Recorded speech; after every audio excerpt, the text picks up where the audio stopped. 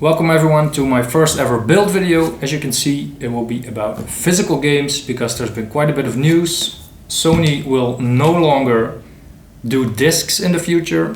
They're going all digital. Nintendo is already doing this game card key thing where you download most of the game online. There was still a cartridge in here. And obviously Grand Theft Auto, their physical copy will not include a disc, so it will just be an empty box with a code in it, which I don't like, because back in the day we got these booklets with some extra artwork, a little bit of explanation. I really like those things, those physical things, having this copy laying around somewhere while you're playing the game, reminding you of what's going on in game. So I really like these physical things. So what I'm actually making, I recently bought a Switch game, Mina the Hollower. I bought it digitally because the physical release has not happened yet. The developer said they would do a physical release in the future, but I couldn't wait. So in the meantime, I thought it would be nice to build something that is sort of a physical representation of this game. And what I thought would be nice for a Switch game is to make one of these Switch cartridges. I'm gonna make it a lot bigger. I'm gonna make the artwork out of paper, and I'm gonna make the cartridge itself out of some spare wood that I have left over. So let's just get to it. I start this build on a Sunday. I'm gonna use colored paper to cut out all the little pieces and make the main artwork.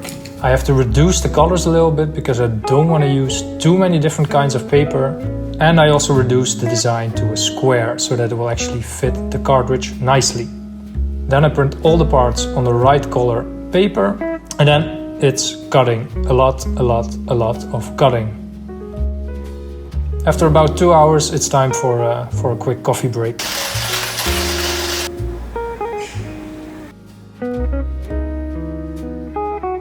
I've already almost cut out all the colors. I only have to do this one. Then afterwards I need to assemble it. I need to glue all the things together and make the final tile. And I thought I was just gonna eyeball it, but while I was cutting I was thinking about how should I go about it. And I think I have to make a template. I have to print out all the black parts, cut it out so that I can lay that on top, put something in place, glue it, and then take away the template. The template is done, sort of. I didn't cut out everything because I figured if I get some of the bigger pieces positioned correctly, the pieces that go around it will be, I can freehand those basically. Let's hope I don't have to eat those words, but it's time to clean up a little bit, cover this because I don't want to glue on my cutting mat, and then let's get to gluing. This goes faster than the cutting, but it still takes up quite a lot of time. And here is a quick overview of the progress that I've made. And in the end, I use a colored pencil to add some little highlights. On Tuesday evening, I've got some time to finish up the artwork because I still need to make the Nintendo banner. I once again use a template to make sure everything is in the right space, and use a colored pencil to mark out where the tiny letters are gonna go. And then I use a toothpick to apply the glue and also put the letters into the right spot. And then I end up with this. I'm really happy with how this turned out. I think it looks great. And that actually finishes up the artwork. It's time to clean up a little bit, and if I have some time left, I will also do some marking on the wood to make sure that I can work on the cartridge tomorrow.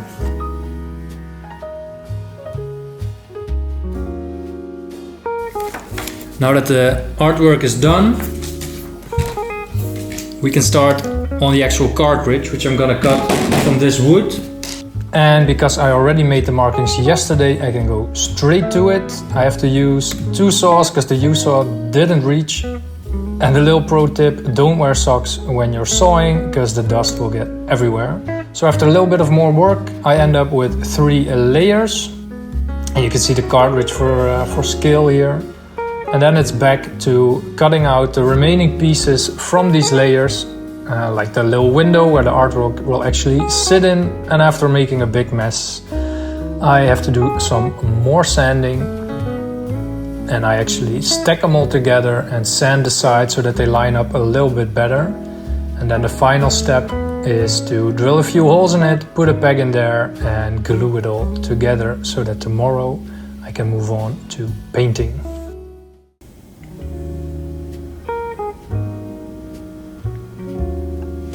Final steps, cartridge is almost done. I need to get rid of some excess material.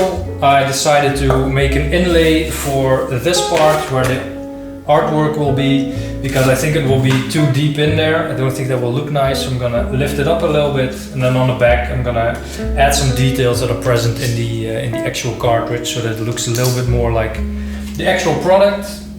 I'm gonna prepare all of that, then I'm gonna paint this, and then it's time for assembly.